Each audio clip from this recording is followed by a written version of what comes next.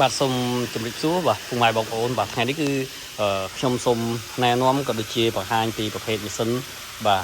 បូចមាន់បាទម៉ាស៊ីនបូចមាន់បាទជាមួយនឹងស៊េរីនេះផងដែរគឺយើងធ្វើមកជាមួយនឹងជួរប្រភេទជួរតុនហើយជួរញឹកណាបងប្អូនជួរតុនហើយញឹកបងប្អូនធ្លាប់តែប្រើម៉ាស៊ីនបូចមាន់ដែលជួរវារង្វើណាជួររង្វើអានេះគឺប្រភេទជួរញឹកពីមួយទៅមួយគឺញឹកមែនតើណាញឹកជួរច្រើនហើយបងប្អូនរាប់ជាមួយនឹងខាងនេះណាហ្នឹងហើយ1 2 3 4 5ជួរណារាប់មកគឺ5ជួរបងប្អូនមើលបាទហើយជាមួយនឹងជួររញឹកទៀតណាពីមួយទៅមួយគឺញឹកអញ្ចឹងកាលណាតែជួរញឹកធ្វើឲ្យមាន់របស់យើងគឺវាមិនធ្លាក់ទៅដល់បាតហ្នឹងទេវាមិនធ្លាក់ទៅដល់ធុងវាមិនប៉ះជាមួយធុងអញ្ចឹងធ្វើឲ្យបាទការបូចរបស់យើងមាន់របស់យើងសាច់មាន់របស់យើងគឺល្អមែនតើណាសាច់មាន់របស់យើងគឺល្អអញ្ចឹងសម្រាប់បងប្អូនដែល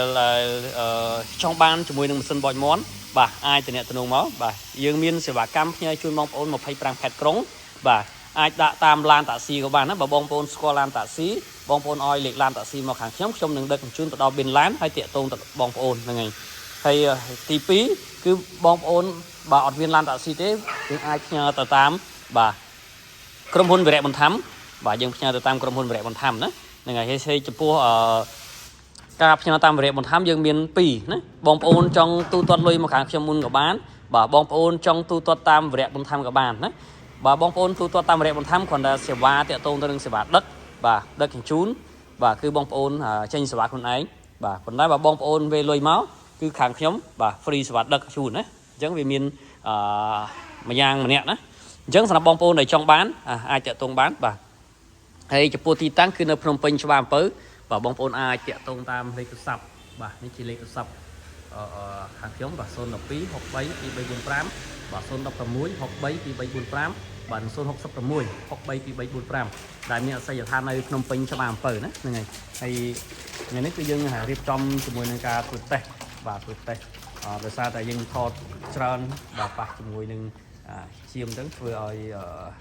ក្រុមហ៊ុន YouTube និង Facebook វាចាប់អញ្ចឹងយើងប៉ុន្តែយើងអាចបញ្ឆិតឲ្យបងប្អូនមើលបានបាទពេលដែលចាប់ដើមធ្វើតេស្តខ្ញុំនឹងធ្វើបង្ហាញពីរបៀបនៃការបូចមាន់ខ្ញុំនឹងបរិយាយបន្ថែមនៅក្នុងវីដេអូក្រោយទៀតដើម្បីដែលយើងធ្វើបូចយ៉ាងម៉េចដើម្បីឲ្យមាន់របស់យើងសាច់វាស្អាតហ្នឹងហើយអត់មានការបាក់ស្លាបឬក៏ជាំបាទឬក៏បាក់កដាច់កបាក់ជើងណាខ្ញុំនឹងបរិយាយបន្ថែមទៀតនៅក្នុងវីដេអូក្រោយទៀតណាអញ្ចឹងបងប្អូនចង់បានបាទហើយសម្រាប់ក្នុងឱកាសចូលឆ្នាំចិននេះផងដែរបាទគឺយើងត្រៀមច្រើនណាយើងត្រៀមច្រើនបាទហើយ